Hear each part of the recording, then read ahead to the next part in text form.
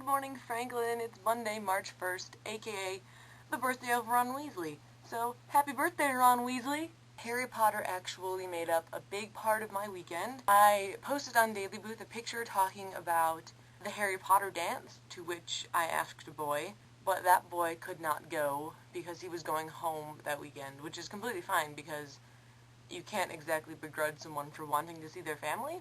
After that, I kind of decided not to go because it was a girl's choice dance, and if you don't ask someone and go, it's not as fun. My roommates were kind of all asking people. I'm not going to be that one person that doesn't have the date in our group.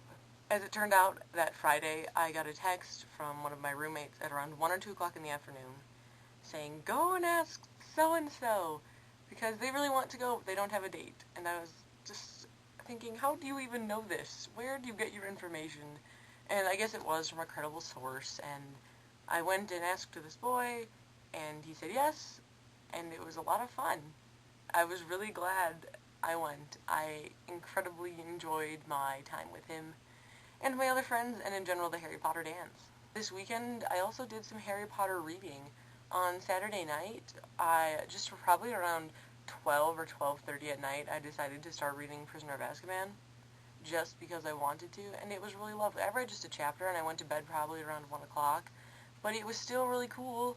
The question for this week was about, do we listen to the DFTDA radio hour? I never have, honestly. Again, I hope you feel better. I know you've been in your Daily Booth pictures talking about being sick. I really do hope you feel better, though. This past Thursday, I got my brand new sneakers.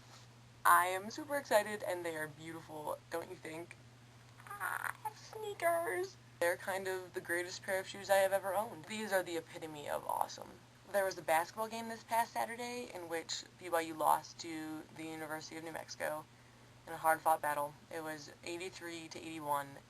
It was crazy. It was sold out. The student section was ridiculously full, but we lost, and it sucked because it was senior night, last home game of the season. Honestly, I usually don't say this. The reason I think BYU lost was because of the poor officiating. Usually there are bad calls in every game, but this was just ridiculous. It was horrible, and I'm not super involved in college basketball with all the teams. I know my team's pretty dang well, but out of all the games I've ever been to here at BYU and back home, the Marquette games I've always been to, I have never seen anything like it before. It was horrible.